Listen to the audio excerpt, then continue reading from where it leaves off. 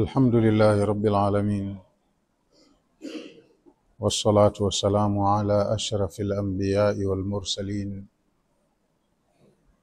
وأشهد أن لا إله إلا الله ولي الصالحين،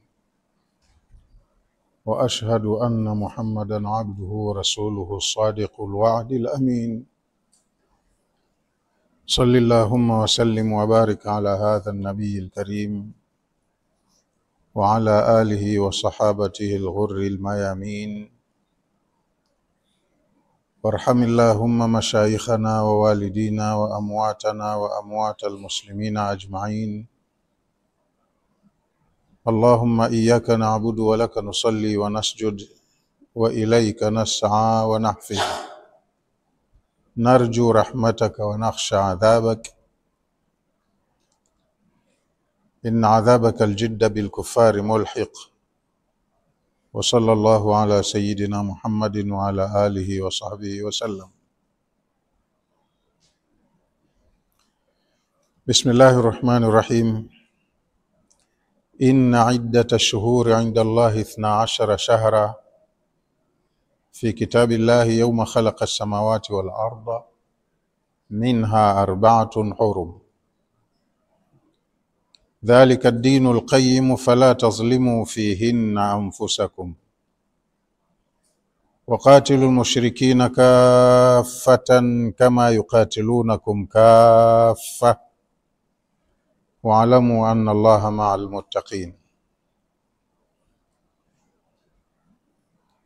Tunaondokea kwenye aya 36 leo. Allah anasema kwenye aya hiyo, inna iddata shuhuri inda Allahi, hakika idadi ya miezi katika mwaka mmoja mbele ya Allah 12 shahran, ni miezi 12. Kwenye mwaka mmoja kuna miezi 12. Fi kitabillahi, utaratibu huu uko kwenye kitabu cha Allah, umeandikwa kwenye lauhil mahfuzi. Yauma khalaqa samawati wal arda, tangu Allah alipoanza kuumba ulimwengu huu, mbingu zake na ardhi zake, mzunguko wa dunia, kuzunguka jua unafanya masaa 12 ya mchana, 12 ya jioni, ya usiku. Siku zikitimia 7 tunasema wiki 4, mwezi, miezi 12 inafanya mwaka. Nidhamu hii tangu ulipoumbwa ulimwengu ndo inaenda hivi hivi. Yauma khalaqa samawati wal arda, tangu siku alipoumba Allah mbingu na ardhi, mwaka mmoja una miezi 12. Minha, katika miezi 12, 4 hurumun, kuna miezi 4 mitukufu. Dhalika dinul qayyim, huo ndo utaratibu wa sawasawa, huo ndo mwenendo wa sawasawa. Fala tazlimu fihinna anfusakum, kwa hivyo enyi waumini, kwenye hii miezi mitukufu msizidhulumu nafsi zenu. Waqatilul mushrikina kaffatan, pambaneni na washirikina kwa umoja wenu. Kama yuqatilunakum kaffa, kama wao wanavyopambana nanyi kwa umoja wao. Shikamaneni katika kupambana na washirikina kwa namna ambayo na wao wanashikamana kupambana na nyinyi. Waalamu anna Allaha ma'al muttaqin, na mtakapofanya hivyo muwe mnaelewa kwamba Allah siku zote huwa yuko pamoja na wacha Mungu. Kwa hiyo washirikina, makafiri wakishikamana, mshikamano wao wanajitahidi kuusuka uwe mzuri, wa wataalamu, watu werevu. Lakini hata wakiwa na utaalamu, uwezo na nguvu, Allah hawasaidii. Siku zote Allah huwa pamoja na waumini wacha Mungu. Kwa hiyo mkishikamana kwa ajili ya Allah, mtakuwa na uwezo mkubwa wa kupambana na wale walioshikamana dhidi ya Allah. mkae mkielewa aya imemalizia hivyo, waalamu anna Allaha ma'al muttaqin. Eleweni siku zote Allah huwa yuko pamoja na wacha Mungu, hawatelekezi. Huwapa ushirikiano, msaada, mwongozo. Waumini walio upande wa Allah siku zote ndio wanaofanikiwa. Bismillahirrahmanirrahim. Tunaanza kusoma kwa kutanguliza jina la Allah, mwingi wa rehema, mwenye kurehemu, Mola mwenye kuneemesha neema kubwa kubwa na mwenye kuneemesha neema ndogo ndogo. Inna iddata shuhuri inda Allahi 12 shahran, hakika ya idadi ya miezi ndani ya mwaka mbele ya Allah, yani Allah anavyohesabu na yeye. 12 shahran ni miezi 12 ndani ya mwaka.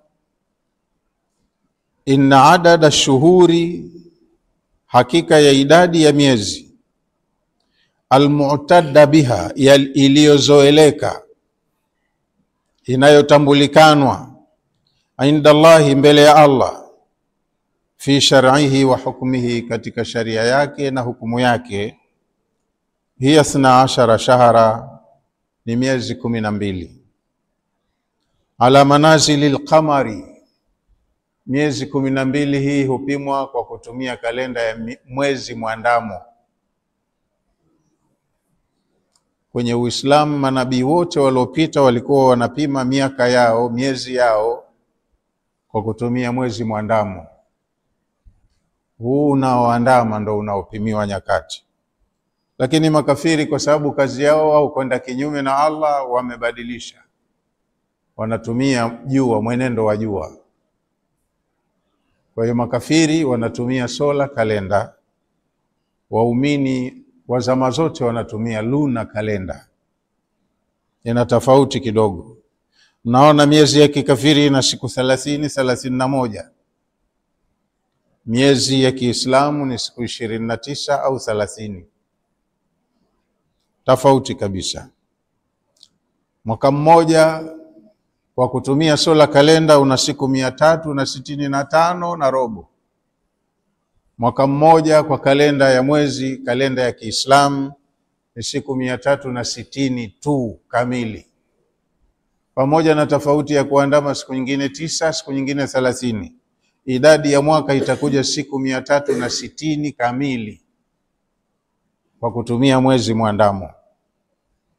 Kwa hiyo kwenye hukumu ya Allah, mwaka mmoja una miezi 12. Falmu'tabaru bihi ash-shuhuru al-qamariyya, kinachozingatiwa kwenye kalenda ya mwezi unaofanya mwaka, inazingatiwa hii miezi ya kuandama. Miezi ya mwezi muandamo ndio inayohesabiwa. Idha alaiha yaduru falakul ahkami shar'iyya, kwa kupitia mzunguko wa mwezi ndo zile falaki za hukumu ya kisheria zinazotumika kupimia mwenendo wa saa, siku, wiki, mwezi na mwaka. Iko hivyo fi kitabillahi, kwenye kitabu cha Allah. Aliyeumba ndo kapanga nidhamu hiyo. Fi lawhil mahfudh, imeandikwa hivyo kwenye lawhul mahfudh, ambayo ndo huitwa ummul kitab, kitabu mama. Allah ameweka nidhamu hiyo yauma khalaqa samawati wal arda, kuanzia siku alipoanza kuumba mbingu na ardhi, kaweka nidhamu hiyo ya mwenendo wa masiku.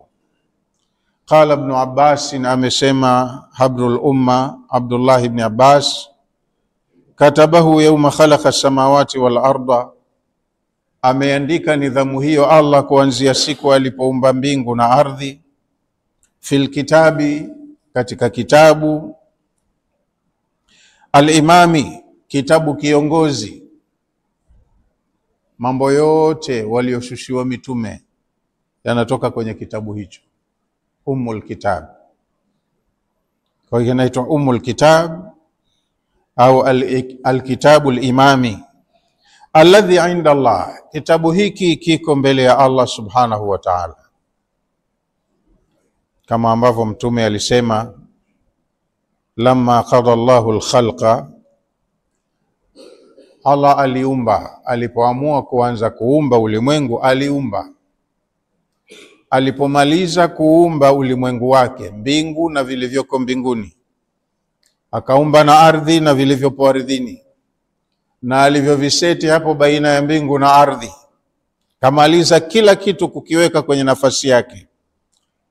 Kataba ala nafsihi, Allah alijiandikia mwenyewe, kafanya commitment, kajiandikia ahadi, fi kitabin, kwenye kitabu chake, wa huwa maudhu'un indahu, kitabu hichi anacho mwenyewe, anakimiliki mwenyewe, akifikwi na yoyote, akaongeza, akapunguza, akafuta au akafanyaje.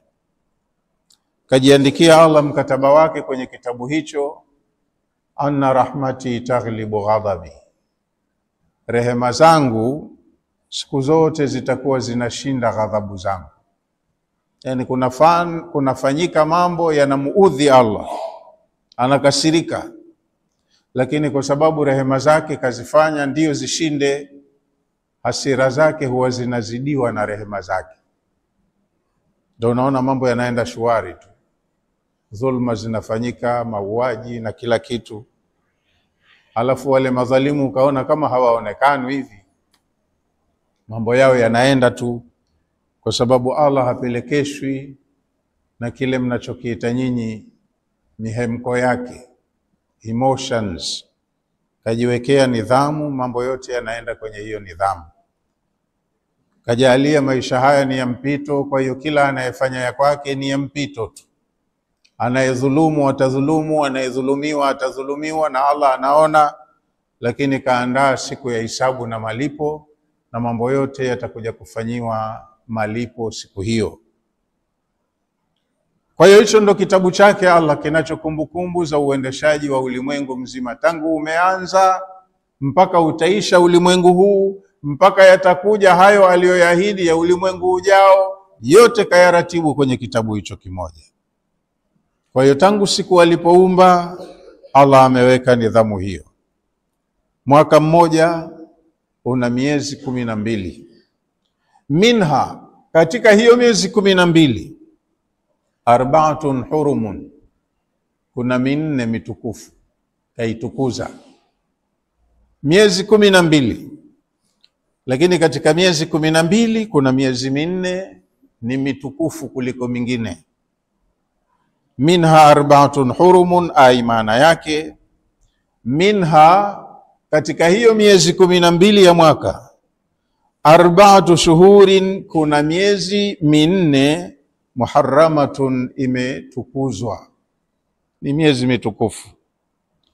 Hiya, miezi yenyewe iliyotukuzwa katika miezi 12, Dhulqaada, ni mfunguo pili tunauita sisi kwa Kiswahili, wa Dhulhijja, na mfunguo tatu ambao huu tunamalizia, wal Muharram, na mwezi wa Muharram ambao ndo mwezi wa mwanzo wa mwaka, mwezi ujao, wa Rajab, na mwezi wa Rajab. Katika hiyo minne mitukufu, mitatu imefuatana, Dhulqaada, Dhulhijja na Muharram, na mmoja uko mbali kidogo huko, mwezi wa Rajab. Wasumiyat huruma, imeitwa miezi hii mitukufu, liannaha muazzamatun wa muharramatun, ni miezi iliyoadhimishwa, ni miezi iliyotukuzwa. Na katika miezi hii tatadaafu fiha at-taatu,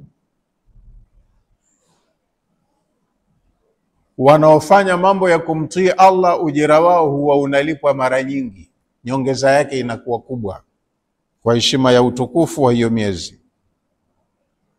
wayuhramu fiha alqitalu au wayuhramu alqitalu fiha, kwenye miezi hii ambayo ni mitukufu wameharamishiwa Waislamu kupigana vita ndani yake. Amali njema fadhila zake huongezwa mara nyingi, lakini hata mbaya dhambi zake zinaongezeka mara nyingi, na wameharamishiwa watu kufanya dhulma na mambo ya vita kwenye miezi hiyo.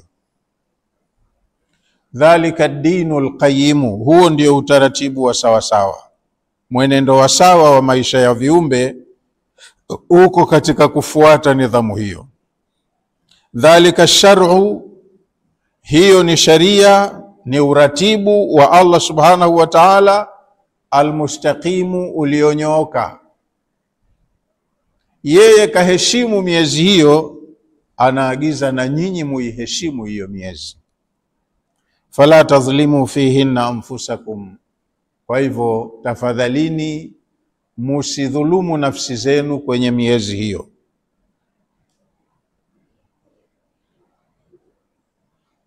Ramadhani haimo katika hii miezi minne. Tumeambiwa ni Dhulqaada, Dhulhijja, Muharram na Rajab. Lakini tukipigia mfano wa huku kuongezwa kwa ujira au huku kuonyeshwa matukufu ya mema yanayofanywa kwenye Ramadhani, tumeambiwa kuna usiku mmoja una cheo, usiku mmoja tu mtukufu sana, na usiku huo fadhila zake, value yake ni kubwa kuliko amali inayofanywa kwa muda wa miezi 1000. Kama unafanya amali yako moja ikasadifu usiku huo, thamani yake inakuwa kama hiyo amali ushaifanya kwa miaka 83 na siku kadhaa. Na kinyume chake ukaja ukafanya dhambi katika siku hizo au usiku huo, mzigo unaobeba unakuwa mkubwa mno, kama ushafanya hiyo dhambi kwa muda wa miaka 83. Kila kitu kinapanda. Sasa tumeambiwa tuchunge kwenye hizi siku za musim, siku tukufu, tusijidhulumu, kwa sababu ushazoea wewe kudharau sala wakati wake ukiingia usali mpaka uje uzilipe 3, 4 kwa mpigo. Unafanya miezi kadhaa jambo hili, ukaja ukalifanya kosa kama hili kwenye siku hizo, yani mzigo unaojibebea ni mkubwa. Na ukijibebea mzigo, japokuwa unabeba mwenyewe kwa hiari yako, unakuwa umeidhulumu nafsi yako, kwa sababu shari utakayokuja kuipata uko mbele sio ya kitoto. Kwa hiyo aliyeumba mwenyewe, mwingi wa rehema, katumia fursa hiyo kutuonya tujitahidi angalau kwenye hii miezi mitukufu tujidhibiti, tusijidhulumu nafsi zetu, ujikontrol iwezekanavyo. Kila jambo tuliweke mahala pake, ulichoamrishwa kitekeleze kama inavyotakiwa, ulichokatazwa kikalie mbali. Ukienda na mazoea yako, yani wewe unajiharibia kupita kiasi, kupitiliza. Fala tadhlimu fihinna anfusakum, basi jitahidini musidhulumu nafsi zenu kwenye miezi hii mitukufu, miezi ya musim. La tadhlimu fi hadhihi al-ashhuri al-muharramati, musizidhulumu kwenye miezi hii mitukufu anfusakum, nafsi zenu. Ni sawa sawa na kusema musijidhulumu wenyewe kwenye miezi hii mitukufu. Kujidhulumu vipi? Bihatki hurmatihinna, kwa kule kuuvunja utukufu wa hiyo miezi, kuuvunja, kuuondolea heshima utukufu wa miezi hiyo au wa siku hizo. Na msidhulumu nafsi zenu wabirtikabi ma harrama Allahu, kuyafanya yale ambayo Allah ameyaharamisha. Jua niko kwenye wakati gani, halafu uwe makini kuchunga matumizi ya huo wakati. Msidhulumu nafsi zenu bihatki hurmatihinna, kwa kuondoa ule utukufu wa hizo siku mtakuwa mmejidhulumu. Siku ni tukufu, onyesheni heshima yake siku tukufu. Na msidhulumu nafsi zenu birtikabi ma harrama Allahu min almaasi wal athami, kwa kuyafanya yale ambayo Allah ameyaharamisha katika matendo ya maasiya au mambo ya dhambi. Maasiya ni kukataa agizo, fanya ukasema sifanyi, umeasi. Hili usifanye, we ukafanya, umeasi agizo. Kwa hiyo ukifanya vitu kama hivi unakuwa umedhulumu nafsi yako. Dhambi unayoipata kwa kawaida kwenye siku nyingine zisizokuwa tukufu, ukiifanya ndani ya miezi hii, mzigo unaobeba unakuwa sio wa kitoto. Siku moja tu unafanya jambo, mbele ya Allah unaonekana kama hilo jambo umezoea kulifanya kwa miaka 80 na ziada, au miaka 100, wakati hata umri ulioishi hapa duniani haufiki kiasi hicho. Wengi siku hizi miaka 35 kenda, 40 kenda, miaka 18 kaondoka. Lakini kaondoka na mambo ambayo kama kesha yafanya miaka mingi, kwa sababu alikuwa mzembe, hajui kuenda na mazingira. Hiyo ni statement ya kuonyesha utukufu wa miezi mitukufu. Alafu mwisho Allah akaweka agizo kwenye aya hiyo hiyo, waqatilul mushrikina kaffatan, shikamaneni, kuweni wamoja kama waumini, mupambane na washirikina kwa umoja wenu. Haya si masala ya kanda, kwamba mambo ya Waislamu wa Pemba, wa Unguja hayawahusu. Waislamu wa Tanzania bara, wa Zanzibari hayawahusu. Au mambo ya Tanzania, watu wa Kenya hayawahusu. Waislamu wote wako chini ya la ilaha illa Allahu Muhammadur Rasulullah. Walipaswa wawe na uniformity kwenye masala yao ya kijamii, na walipaswa wawe chini ya uongozi wa kiongozi mmoja. Uislamu ulipokuwa umestawi dunia nzima, kiongozi alikuwa ni mmoja tu. Wakati mtume yuhai, yeye ndo alikuwa kiongozi wa Waislamu wote. Alipokufa, waumini walimchagua kiongozi, akawa Abubakari ndo kiongozi wa Waislamu wote. Kafa Abubakari, akachaguliwa kiongozi Omar, akawa ni kiongozi wa waumini wote duniani. Hivi ndivyo ambavyo tulitakiwa tuishi.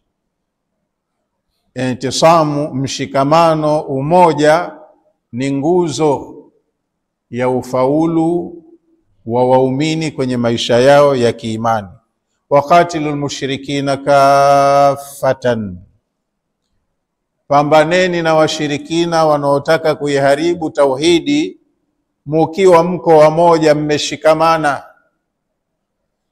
Kama yuqatilunakum kaffatan, kama ambavyo nyinyi mnawaona wanapokuja dhidi yenu wanashikamana pamoja. Nikija jambo linalowahusu Waislamu, makafiri wa aina zote duniani wanashikana, wanachangiana, kwa sababu wanajua wote wana common enemy, ni Muislamu. Na Waislamu nao walitakiwa wawe hivyo, wasijitengenezee mipaka inayonasibiana na kabila zao au location zao za kijiografia au interest zao za kampuni, vyama na mambo mengine. Kama ni waumini wote wako chini ya la ilaha illa Allah Muhammadur Rasulullah, wanatakiwa wawe na maamuzi mamoja. Uislamu ulipokuwa umestawi, watu wanapokusanyika kwenye musimu wa hija, wanaotoka kwenye mataifa mbalimbali, wanawasilisha ripoti ya mahitaji yao, shida zao, malalamiko yao kwa kiongozi mmoja wa Waislamu pale Arafa. Haja zao zinasikilizwa, zinachukuliwa na zinafanyiwa kazi. Wote walikuwa ni kitu kimoja dunia nzima, na wanapaswa mpaka leo Waislamu wawe hivyo, washikamane pamoja. kama ilivyo wa'tasimu bihablillahi jamia wala tafarraku, na shikamaneni nyote kwa umoja wenu na dini ya Allah wala msifarakane. Waqatilul mushrikina kaffatan kama yuqatilunakum kaffa, yani qatiluhum jami'an mujtami'ina, nyinyi waumini kusanyikeni na muunge nguvu yenu moja, mupambane na washirikina, ndo maadui zenu. Washirikina hawamuamini Mungu mmoja, wana miungu mingi. Nyinyi mlio upande wa kumuamini Mungu mmoja, nyote muwe chini ya huyo Mungu mmoja. Shikamaneni kwa umoja wenu, kama yukatilunakum kafa, kama wanavyoshikamana wao kwa umoja wao dhidi yenu. Hata washirikina na wao wana madhehebu mbalimbali, eti wana miungu mbalimbali, lakini kwenye jambo la kupinga kuwepo kwa Mungu mmoja wanashirikiana, wanapeana misaada, wanaunda majeshi ya pamoja na misaada ya kitaaluma, misaada ya hali na mali, wanashirikiana pamoja. Kwa hiyo na Waislamu nao wameamrishwa, si wako chini ya bosi mmoja. Mola wao ni Allah, mtume wao Muhammad, muongozo wao Qur'ani. Wanatofautiana wapi? Qatiluhum jami'an mujtami'ina, enyi waumini pambaneni na washirikina mkiwa wamoja, mlioungana, mmeshikamana. Ghaira mutafarriqina, musiwe mmefarakana. Sema sisi na wale tofauti, hatuwezi kukaa pamoja. Shura gani sasa inafanyika? Sisi tukakae na wale? Kwani nyie wawapi na hawa wawapi? Hawa Mungu wao nani na wale Mungu wao nani? Kitabu cha wale kipi na cha hawa huku kipi? Wapi mlipopata hizo tofauti? Kama mnatofautiana kwa madhehebi, basi nyote acheni madhehebi yenu, fateni madhehebi ya mtume. Mtume aliyetumwa kwenu ni mmoja tu. Kama mnakinzana kwenye vifungu vya muongozo, muongozo unaowakusanya nyinyi nyote ni Qur'ani. Endeni kwenye Qur'ani, inawaelekeza nini? Nyote mnataka pepo, pepo ndo hiyo hiyo moja. Hakimu wa siku ya malipo ndo huyo huyo mmoja. Muongozo waliotuletea ndo huo huo mmoja. Mwalimu au kiongozi mtaalamu wa kutafsiri huo muongozo ni mtume wa Mungu, ndo huyo huyo mmoja. Nyinyi mmetofautiana wapi? Na tofauti hii inashindikana vipi kuirekebisha mpaka mkarudi kwenye asili ya umoja wenu? Kuweni wamoja mnapopambana na maadui zenu, kama ambavyo na wao huwa wamoja wanapopambana na nyinyi. Qatiluhum jamia, pambaneni nao washirikina mkiwa mko pamoja, mujtamiina, mmeshikamana. Ghaira mutafarriqina, musiwe mmefarakana farakana. Kama yuqatilukumul mushrikuna jamia, kama ambavyo washirikina na wao wakiwa na jambo la kukabiliana na nyinyi hushikamana wakawa wamoja. Waalamu, na mjue enyi waumini, anna Allaha ma'al muttaqin, hakika Allah yuko pamoja na watu wacha Mungu, watu wanaoishi kwa kufata utaratibu wake. Takwa Allahi ni maisha ya mtu kufata utaratibu. Kwa hiyo mkikubali kufata utaratibu wake, Allah atakuwa yuko pamoja na nyinyi. Kwa namna yoyote mtakao kengeuka kuachana na utaratibu wake, akubali kuwa pamoja na nyinyi. Eleweni Allah yuko pamoja na wale wanaomcha Mungu, wanaofuata utaratibu. Mkikosea kwenye utaratibu wake, mmeshakosa radhi yake. Hata na yeye hatakuwa tayari kukaa pamoja na nyinyi. Ukisema yule si mwenzangu, simtambui, yule mtu wa motoni, mwenye kumjua mtu wa motoni ni Allah mwenyewe. Wewe lini kakupa excess ya kujua huyu wa motoni? Kitendo hicho tu kikifanya, yeye kesha kuchukia zamani. Wewe ukimhukumu mtu na hujapewa authority ya kufanya hukumu. Kitendo hicho tu ukikifanya, huko pamoja na karidhiwa na Allah subhanahu wa ta'ala. Wa'lamu anna Allaha ma'al muttaqin, ay maana yake anna Allaha ma'ahum bin nusrati wa ta'yidi, Allah siku zote huwa yuko pamoja na wacha Mungu kwa kuwapa ushindi, na yeye anakuwa ni msaidizi kwao, anawasaidia, anawapa ushindi dhidi ya wapinzani wao na huwasaidia kwenye vikwazo vingi vigumu. Wa huwa bisharatun wa dhamanun, maneno haya yaliyomalizia kwenye aya ni bishara na ni dhamana. Allah anawadhamini li ahli taqwa, watu wenye sifa ya ucha Mungu. Na Allah huwa hadanganyi, akiahidi ahadi yake ni kweli na lazima anaifanyia kazi. Ukiwa na ucha Mungu, wewe uko pamoja na Allah, uko kwenye nusura yake na una dhamana ya kupata msaada wake. Ukikosea masharti ya huo ucha Mungu ukaingiza ya kwako, unajinyima mwenyewe fursa za kuwa pamoja naye. Utakuwa uko pamoja naye ukawa umefuata utaratibu. Ukiuharibu utaratibu kwa kufanya mambo yasiyoridhisha kwake, unajiharibia mwenyewe, utakosa nusura yake na huna radhi yake. Aya inayofuata Allah anasema innaman nasi'u ziyadatum fil kufri, innama, si vinginevyo, annasi'u, kubadilisha kalenda, kupangua utaratibu wa miezi. Ziyadatun fil kufri, hii ni nyongeza, ni ziada kwenye ukafiri. Toka hapo hawa watu ni makafiri, lakini wanafanya na mambo ya ziada kwenye ukafiri wao wa kupangua mambo yaliyo kwenye ratiba ya Muumba. Kwa ufupi ni kwamba tumeambiwa katika mwaka kuna miezi 12. Katika miezi 12 kuna minne mitukufu. Huu ndo utaratibu sahihi ulio kwenye dini ya Allah. Kwa hiyo tusidhulumu nafsi zetu, tukapangua yale aliyoyapanga Allah, akataka sisi tuyafanyie kazi.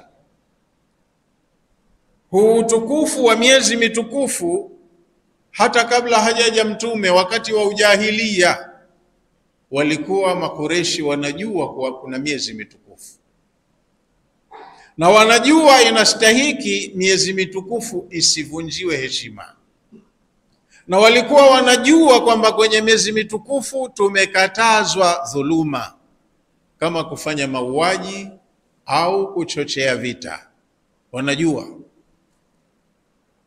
Lakini wanadamu huwa ni wajanja.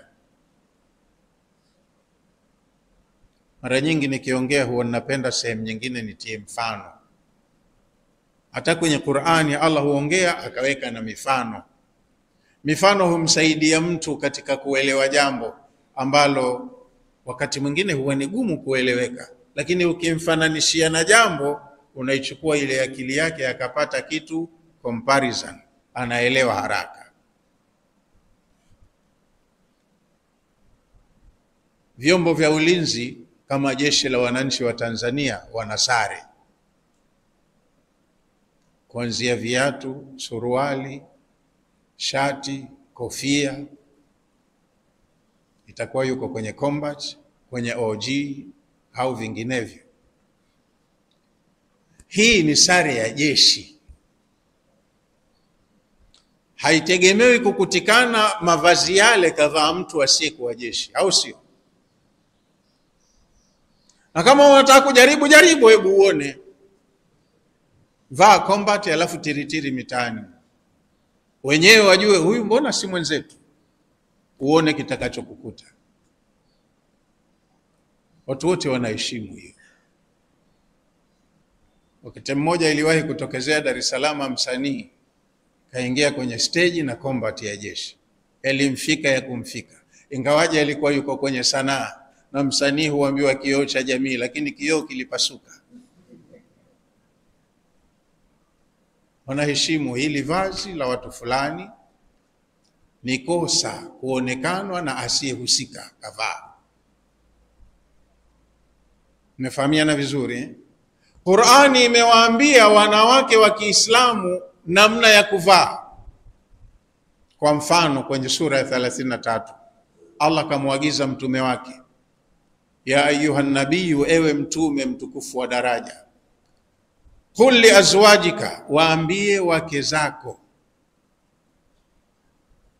wa banatika, na watoto wako wa kike, wa nisa'il mu'minin, na uwaagize waumini wote wafuasi wako. Amri hii inaenda kwa nani? Mpaka hapo tu aya hatujaimaliza. Agizo hili anaagizwa nani? Na wauliza, ya ayuhan nabiyyu, ewe mtume, qul li azwajika, waambie wake zako. Wake wa nani? Wa banatika, waambie na watoto wako. Kwa sababu mambo yote ya kiuongozi, yule muongozaji ndo anatakiwa awe mfano, wengine wafuate kwake, au sio? Kwa hiyo kaambiwa aanze nyumbani kuamrisha mtindo wa mavazi, code of dressing ya Waislamu. Waambie wake zako, watoto wako wa kike, na wanawake wa waumini wote ambao yeye ni wafuasi wake. Yudnina alaihinna min jalabibihinna, waambie wavae jilbabu zao. Jilbabu kwa Kiswahili tunaita buibui. Shavaa nguo zake mwenyewe za samani, zenye urembo, zenye mvuto, lakini akitoka mbele za watu hatakiwi atoke namna hiyo anavyokuwa nyumbani kwake na mumewe. Avae jilbabu juu. Jilbabu ni guo lililomsitiri, halionyeshi shepu yake wala marembo ambayo yana attraction kwa mwenye kumwangalia. Dhalika adna an yu'rafna fala yudhaina. Wakiwa na mtindo huu wa mavazi, itapelekea watambulikane, hawa ni akina fulani, hawa ni Waislamu. Kwa maana hiyo hawatoudhiwa. Mmenifahamu pointi yangu? Vazi la Waislamu, lakini vazi lile analivaa malaya, muasi wa Mungu, hajajisalimisha kwa Mola wake, akapita mbele za watu kavaa jilbab, kavaa niqabu, ndani kumbe yuko uchi. Akifika kwenye maeneo yake ya baa, anavua yale, anatia kwenye mkoba, anabaki uchi, anaingia kwenye sehemu zake za kazi, anadanga. Ingekuwa Waislamu tuna power, si tunawashtaki wametuvunjia heshima. Sasa matokeo yake inakula kwetu wenyewe. Sasa hivi ukiingia garini unaambiwa toa nikabu. Ukaenda hospitali, hatutaki mavazi hayo, toa tukujue. Kwa sababu wahalifu wanatumia, na sisi wenye chetu hatuwezi kukilinda. Ndio nikatoa ule mfano wa jeshi. Jeshi mnaweza kumfanyia hivi? Sare ya jeshi uitumie alafu ukaifanyie makosa? Mmenifahamu vizuri? Lakini sasa kwa mfano huo, washirikina walikuwa wanajua miezi mitukufu na wanajua restrictions za miezi mitukufu. Haturuhusiwi kupigana, haturuhusiwi kufanya hiki, haturuhusiwi kwenye mwezi huu mtukufu. Asili ya mji wa Maka ni dini. Aliyeuasisi ule mji ni mtu wa kheri, mtu wa Mungu, Ibrahim na mwanawe Ismail. Heshima ya Al-Kaaba wakati huo ilikuwa juu. Watu wote ulimwenguni wanaenda pale kwa kumuadhimisha Allah, Mungu mmoja. Lakini jambo akiondoka mwenyewe, basi watu huwa wanaliharibu.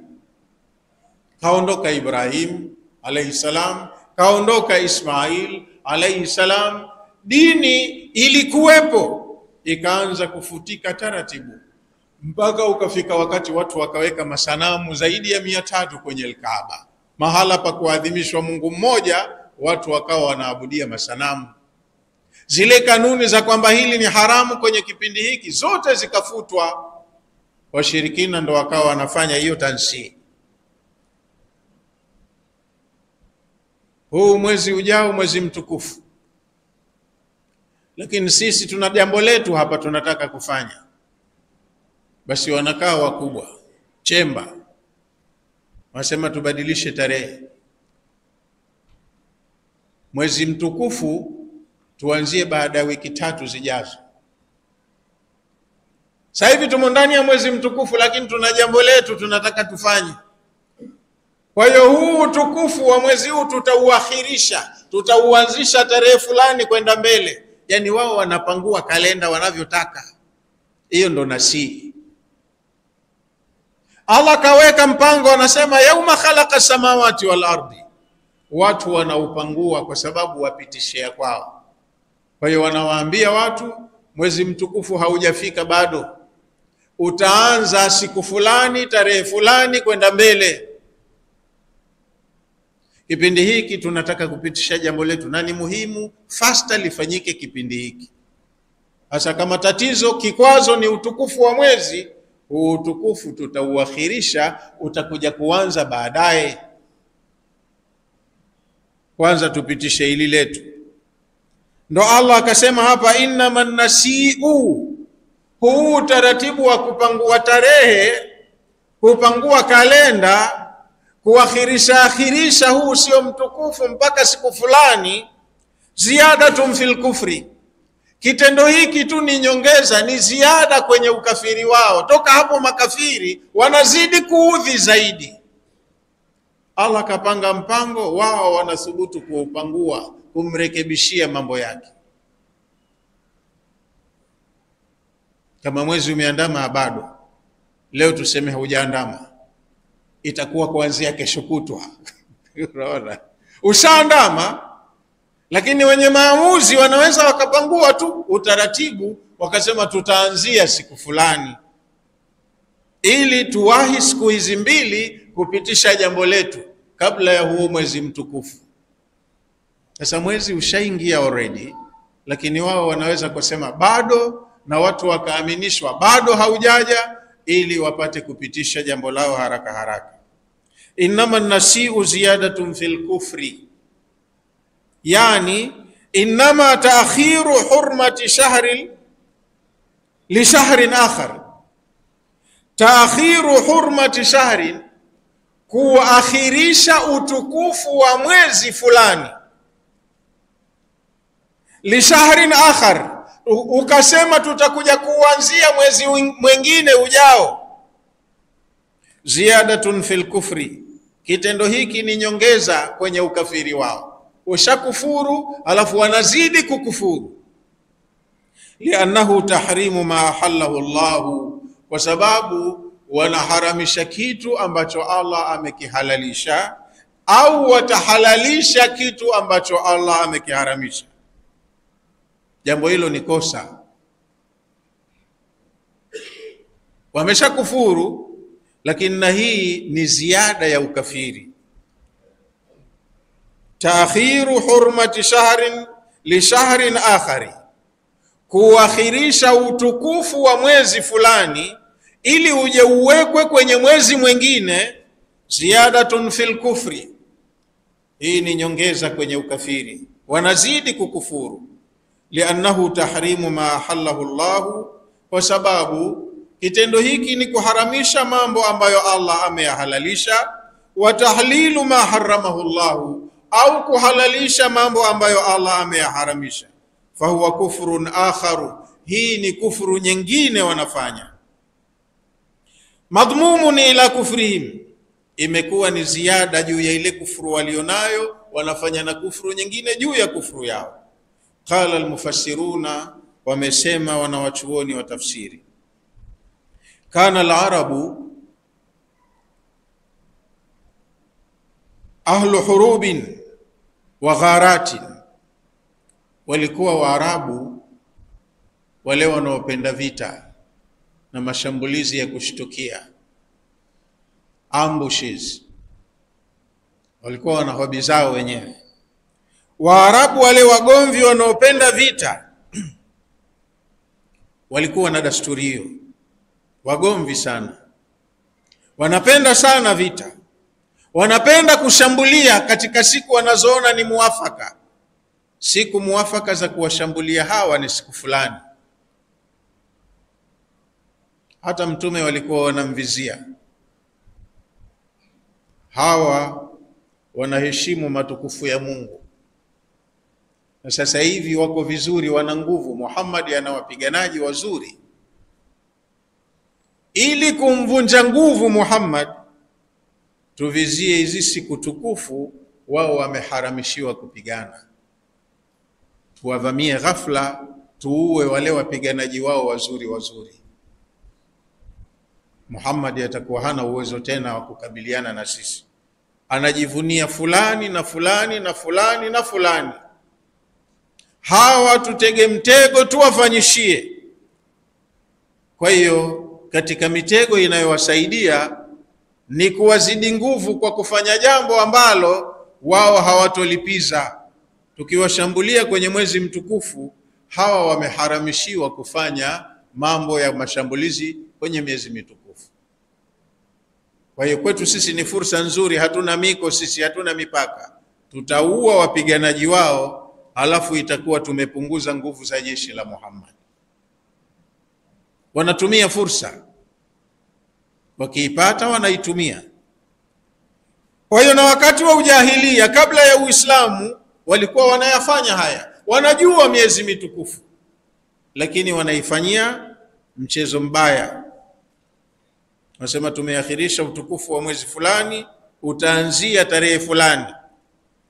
Wa kana alqitalu muharraman alaihim fil ashhuri alhurumi.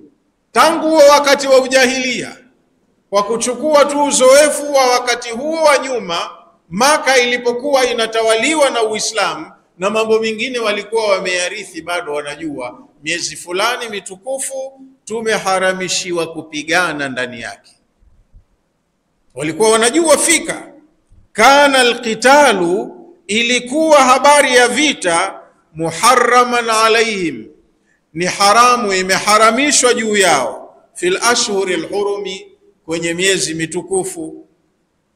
Fa idha jaa ash-shahru al-haram, kwa hivyo ukija ule mwezi mtukufu katika hiyo mitukufu, wa hum muharibun, wakiwa wamo kwenye vita na mahasimu zao, na wakasema hii ndo fursa nzuri, ikipita hii tutakuwa tumeumbuka, itakula kwetu.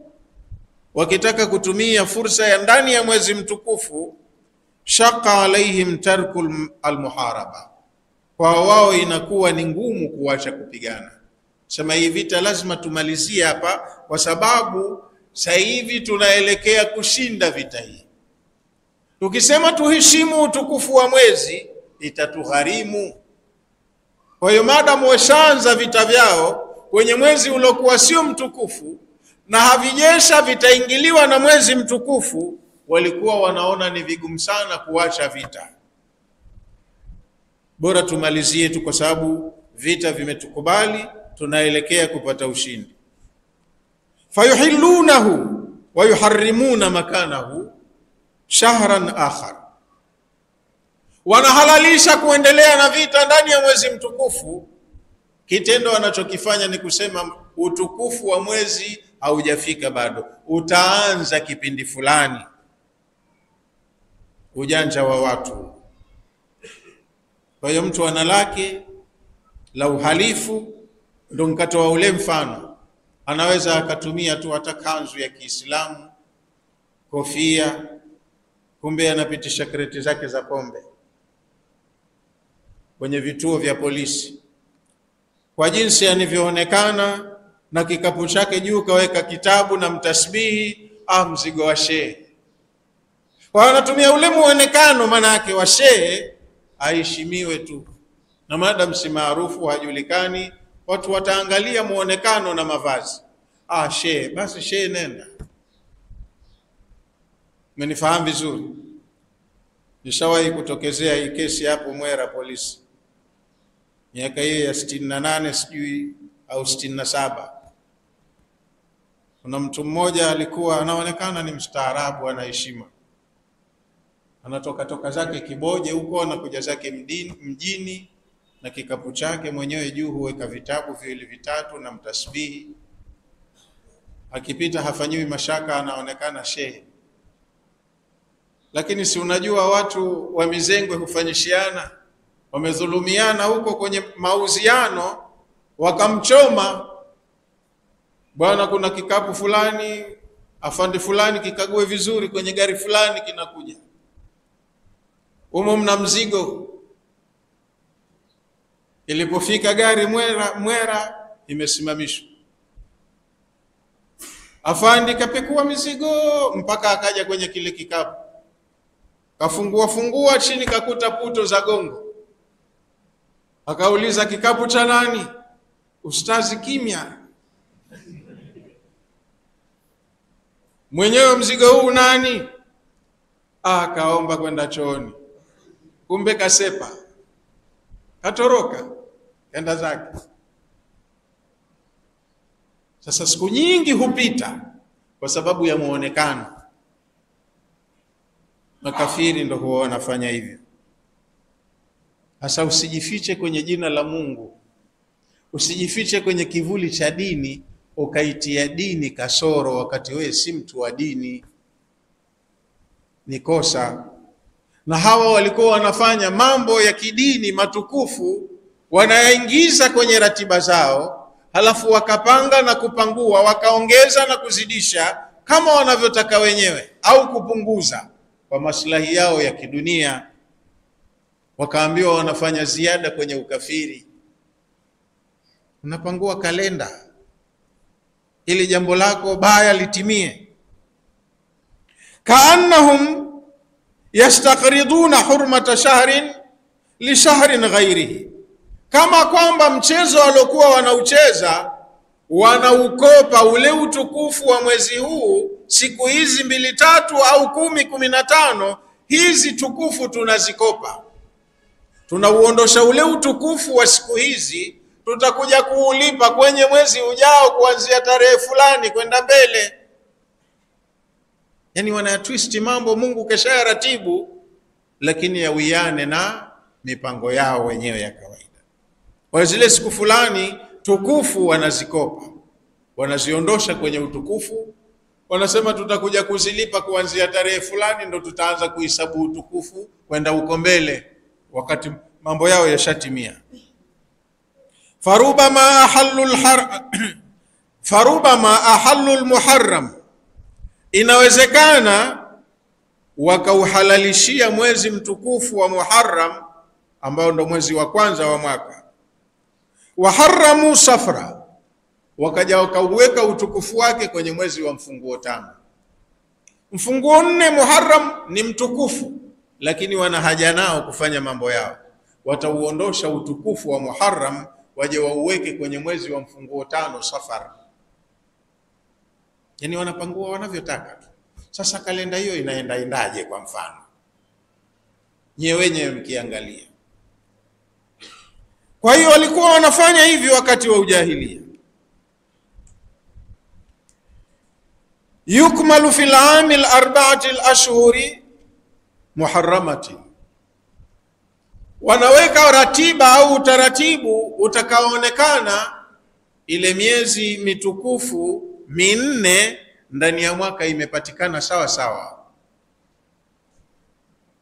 Si siku fulani tu ndo tukufu, tutaziakhirisha ndani ya kipindi hiki. Siku hizi tutakuja kuziweka utukufu wake kwenye mwezi ujao, kwenye mzunguko wa mwaka zile siku tukufu zote ziwe zimepatikana.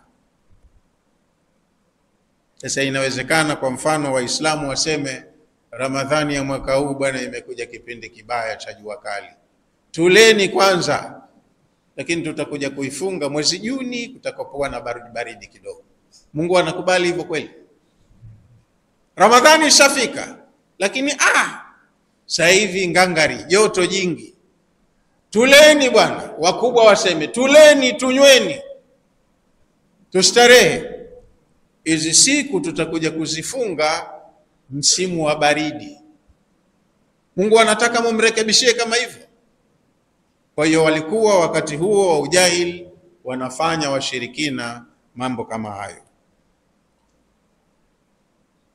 Yudhallu bihi alladhina kafaru, kwa mpango kama huu wa kubadilisha kalenda wale makafiri, toka hapo makafiri, lakini walikuwa wanapotoshwa. Yudallu biha alladhina kafaru bihi alladhina kafaru, walikuwa wale makafiri wanapotoshwa zaidi, wanapangiwa ratiba hizi na wakubwa wao, na wao walikuwa wanaziunga mkono, wanazifanyia kazi. Yudallu bisababihi alkafirina dalalan ala dalalihim, makafiri walikuwa wanapotozwa, wanawekwa kwenye upotovu pamoja na upotovu ambao toka hapo wanao. Yuhillunahu aman wa yuharrimunahu aman, mwezi huu wa Muharram kwa mfano, mwaka fulani wataufanyia haki yake iwe ni halali, na mwaka fulani wanahaja nao wataharamisha uhalali wake, wauondoshe, waje waulipe kwenye siku nyingine. Ndani ya mwaka kalenda inabadilika mara kadhaa. Yuhilluna almuharram, wanayahalalisha yaliyoharamishwa, aman, mwaka mmoja. Mwaka fulani ukija wanahaja nao, yale ya halali ndani ya mwaka huo watayaharamisha kwa interest zao wenyewe binafsi. Wa shahra aman wa shahra, mwaka na mwezi. Wa shahrul halali, na ule mwezi wa halali, aman, wanauakhirisha mwaka fulani. Fayajaluna hadha makana hadha, wanapangua matokeo, wanajalia mwezi huu ni mahala pa mwezi ule ambao tuliutumia kwa mambo yetu, tunauweka sasa kwenye mwaka huu ndani ya mwezi huu. Wala aksu, na kinyume chake. Anaweza akasema sasa hivi tuanze mwezi mtukufu, wa uheshimu, wafanye yale yanayotakiwa kufanywa, kwa sababu ukifika huo mwezi wenyewe mtukufu wana jambo lao. Kwa ule utukufu wanaweza wakauanza kama tunavyofanya jamu taqdim na jamu taakhiri ya swala. Umefahamu? Umekuja mwezi mtukufu wanataka kuutumia, basi ule utukufu wake watauondosha, wauakhirishe, waje wauweke baadaye. Au kuna siku hapo mbele kwenye mwezi mtukufu wana jambo lao, utukufu wa kule mbele watauleta huku nyuma, wauheshimu kabisa, ili ukifika wakati fulani wafanye jambo lao. Ndivyo walivyokuwa wanafanya. Liwaqti'u iddata ma harrama Allah, walikuwa wanafanya hivi ili kuharibu yale mambo ambayo Allah ameyaweka kwenye utukufu. Wamepangua nidhamu ya siku ambazo Allah alitaka ziheshimiwe, zitukuzwe. Liwafiqu iddat al-ashhur al-hurum al-arba'ati, wako makini wakizitumia siku tukufu 15. Hizi siku 15 watakuja kuzilipa siku nyingine zisizokuwa tukufu, waseme hizo ndo tukufu, ili idadi ya siku tukufu ndani ya mwaka ije sawa sawa. Walikuwa na umakini kiasi hicho. Fayuhillu ma harrama Allah, kwa hiyo walikuwa wanajihalalishia mambo kuyafanya ambayo Allah ameyaharamisha kwenye wakati fulani. Wanajihalalishia kufanya mambo ndani ya wakati ambao mambo hayo Allah aliharamisha, kwa sababu tu ya kusema utukufu haujaja bado, tumeuakhirisha, utukufu wa siku hizi utakuja kuanzia tarehe fulani. Wanajitengenezea fursa ya kuyafanya mambo ambayo Allah ameyaharamisha. Fayastahillu bidhalika ma haramahu Allah, kwa utaratibu wao huu walikuwa wanayahalalisha mambo ambayo Allah ameyaharamisha. Wanayafanya mambo ya makosa ambayo hawakupaswa kuyafanya ndani ya siku hizo, lakini kwa sababu tu ya werevu wao, akili zao zilikuwa zinawatuma wamchezee hadaa Allah kiasi hicho. Qala Mujahidun, mwanawachuoni Mujahidi amesema, kana rajulun min bani Kinana, alikuwa mtu mmoja katika kabila ya Banu Kinana, yati kula amin ila almusim, kila mwaka kuwa anakuja kwenye musim, ala himari lahu. Tukizungumza musim ni musimu wa hija, na walikuwa wanafanya hija hata kabla ya mtume kupewa utume. utaratibu wao wa kijahilia na ibada zao za kuabudu miungu yao ya masanamu. Kwa hiyo kuna mtu wa kabila la Banu Kinana alikuwa anakuja Maka siku za musimu wa ibada, anakuja na punda wake. Fayakulu, akija anasema, ayuhannasu, enyi watu, inni la aabu wala ajabu wala maradda lima aqulu, inni la uabu wala ujabu, mimi ndo mwenye final say, sipingwi mambo yangu, sitiwi aibu kwenye maamuzi yangu, wala sijibiwi kwenye kauli zangu, wala maradda lima aqulu, wala hakuna anayeweza kuyarejesha ninayoyasema. Nikisema ndo nimetoa order, watu watekeleze. Inna qad harramna almuharram, anatanguliza statement kama hiyo, yani hakuna mtu akunyoosha kidole akahoji akadadisi, yani nina maneno nataka kusema lakini no objection, nikishasema nimesema, ni utekelezaji tu. Inna qad harramna almuharrama, tunatoa agizo kwamba tumeuondosha utukufu wa Muharram. Yani ni statement ya serikali, tumeuondosha utukufu wa Muharram. Wa akharna Safar, tunauchelewesha mpaka kwenye mwezi wa Safar. Muharram ni mfunguo 4 kwa Kiswahili na Safar ni mfunguo 5, mwezi unaofuatia. Kwa hiyo mwezi huu wa mfunguo 4 sio mtukufu kwa kipindi hiki. Utukufu utakuja kuanza kwa mwezi unaofuata wa mfunguo 5. Thumma yajiu al-aamu al-muqbil, alafu mwaka ujao anaweza akaja tena, wayakulu, akasema, inna qad harramna Safar, mwaka huu tunauondosha utukufu wa Safar, wa akharna al-Muharram, na tunauweka kwenye mwezi wa Muharram. Fadhalika qauluhu ta'ala, hii ndo maana ya kauli yake Allah mtukufu, liwatiu iddata ma harrama Allah, wanapangua ratiba nzima ya kalenda ya mwaka, lakini wanaiweka katika utaratibu ile idadi ya siku tukufu ipatikane kama kawaida. Kama ni miezi 4 kamili, itakuja miezi 4 vile vile kamili ndani ya mwaka, lakini ziko zimepanguka panguka hivi. Zuyina lahum suu a'malihim, hawa watu wamepambiwa na shaitani matendo yao maovu, wenyewe wanayaona ndo mazuri, wanajiona wako sawa. Zuyina lahum, wamepambiwa watu hawa, suu a'malihim, matendo yao mabaya, wenyewe wanayaona mazuri. Zayyana shaitanu lahum a'malahum alqabiha, shaitani kawapambia matendo yao haya mabaya, hata hasabuha hasanatan, wenyewe wakajiona wako sawa, wanafanya vizuri tu. Wallahu la yahdi alqauma alkafirin, na Allah huwa kwa kawaida hawaongozi watu makafiri. Wanajiona wako sawa, lakini hata kama wao watajipasisha na kujiona wako sawa, Allah hatawachukulia kuwa wako sawa. La yahdihim, kwamba walioyafanya wakajiona wako sawa, yeye Allah hatoyatambua kuwa yako sawa akawalipa, kwa sababu waja wangu kumbe wana akili, wajanja sana, nimekubali walichofanya. Hapana, Allah hafanyi hivyo. Hayakubali mambo ya ovyo yanayofanywa na watu makafiri. La yurshiduhum ila tariqi saada, ingawaje wenyewe wanajiona wamepatia, lakini Allah hawachukulii kuwa wameongoka kwenye njia ya sawa. Hawafanikiwi kwenye yale wanayoyalenga, hawahesabiwi kuwa wamefanya kheri, wamekufuru. Imefahamika vizuri?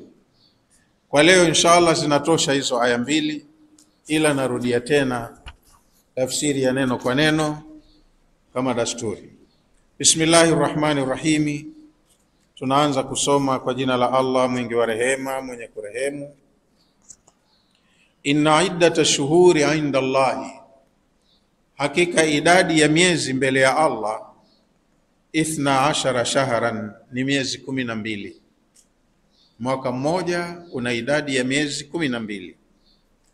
Fi kitabillahi, iko hivyo kwenye kitabu cha Allah, Lauhul Mahfudh. Yauma khalaqa samawati wal arda, nidhamu hii imeanza tangu siku alipoanza kuumba Allah dunia, mbingu na ardhi.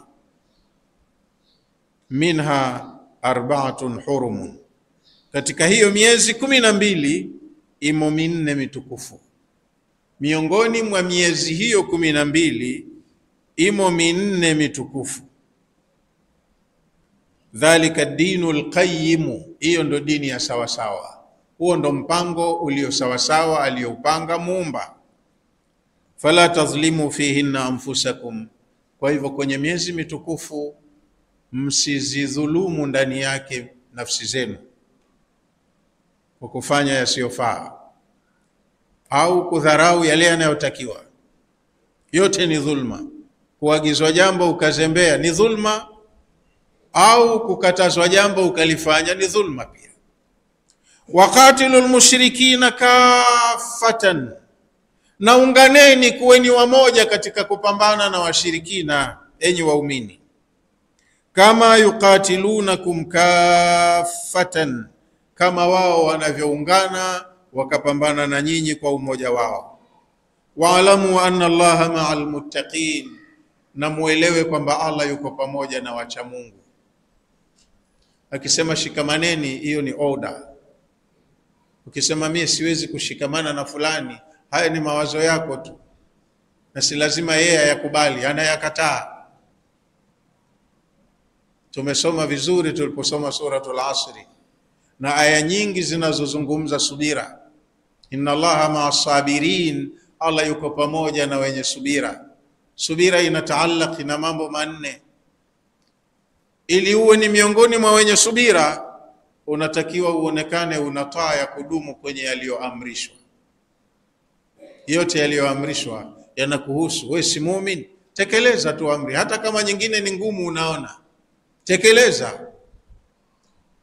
Pili, subira inataallaki na kudumu katika kuacha yaliyokatazwa. Hata kama kuna mambo unayapenda, ushayazoea, yamekatazwa, hayatakiwi, wewe uache tu.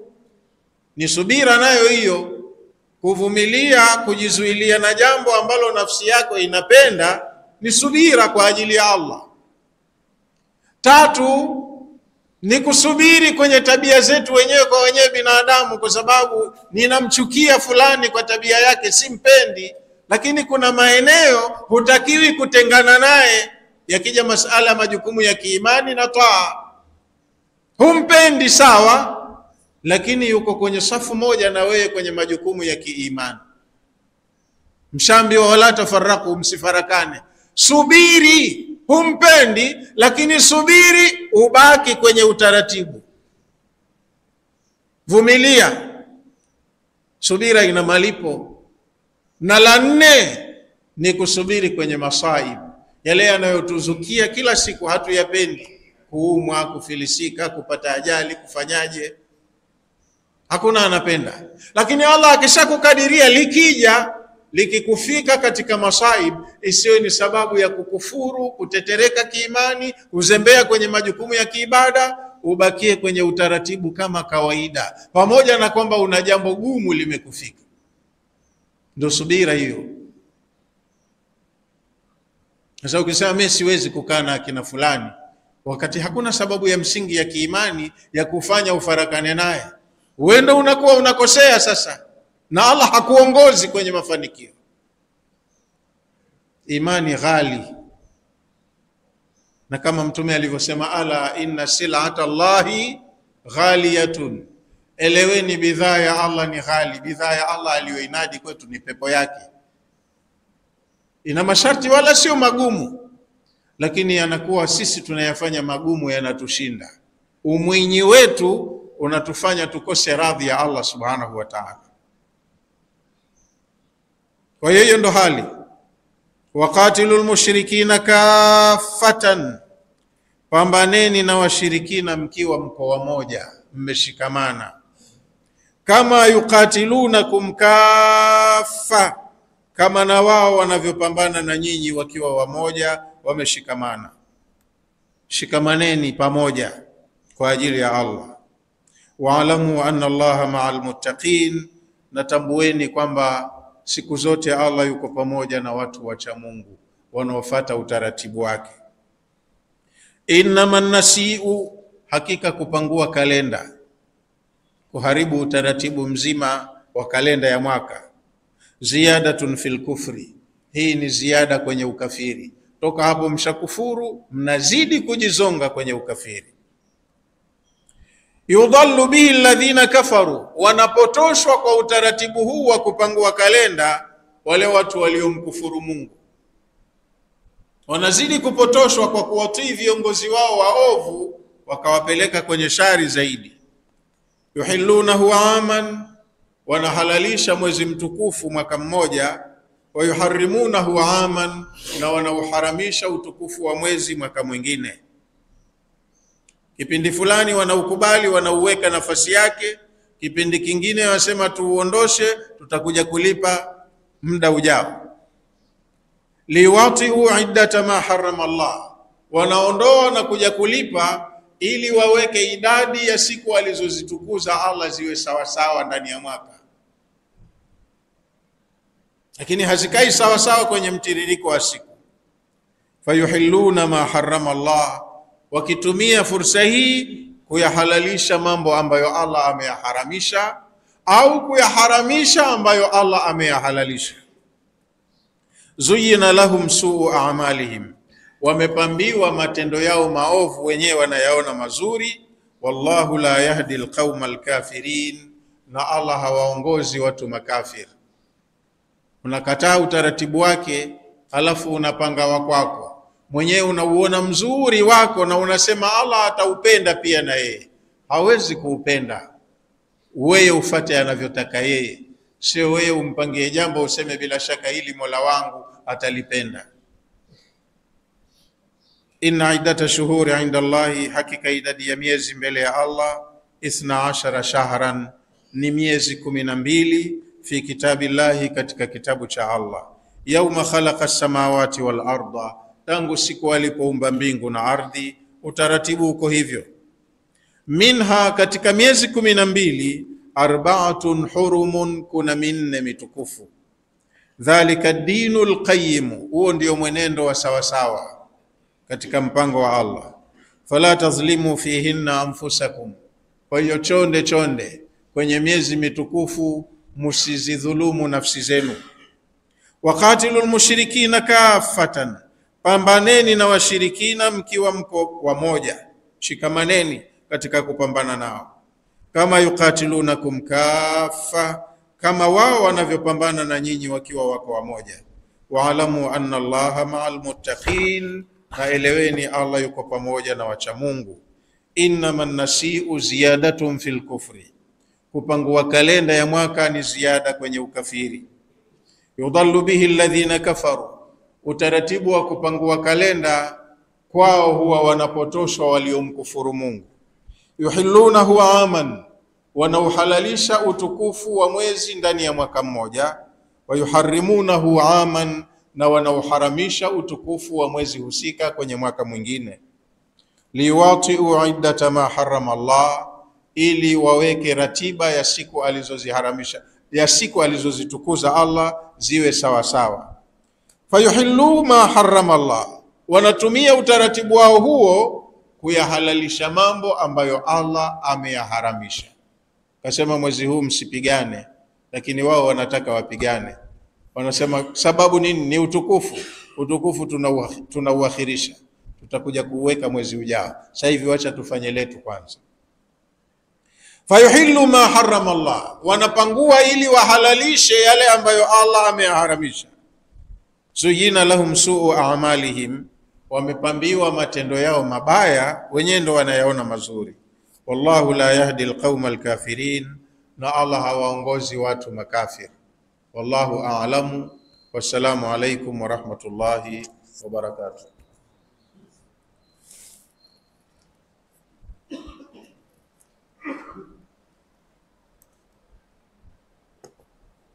Bismillahir Rahmanir Rahim. Alhamdulillahi Rabbil Alamin wassalatu wassalamu ala Rasulillahi sallallahu alayhi wasallam.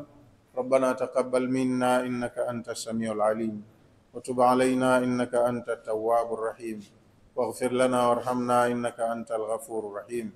Rabbana atina fid dunya hasana wa fil akhirati hasanatan wa qina adhaban nar waghfir lil mu'minina wal mu'minat wal muslimina wal muslimat al ahya'i minhum wal amwat birahmatika ya arhamar rahimin.